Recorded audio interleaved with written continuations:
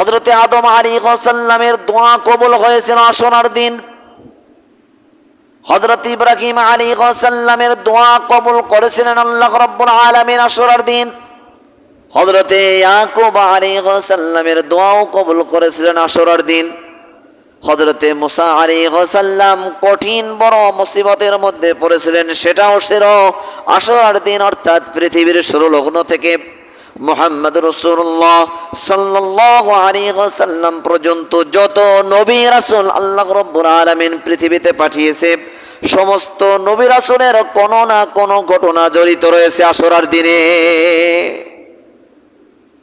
এজন্য এই দিনটি অত্যন্ত অন্যান্য মাসের থেকে, অন্যান্য দিনের থেকে আল্লাহ তাআলার কাছে সর্বশ্রেষ্ঠ দিন হিসাবে বর্ণনা করেছেন মুহাম্মদ রাসূলুল্লাহ সাল্লাল্লাহু আলাইহি ওয়াসাল্লাম।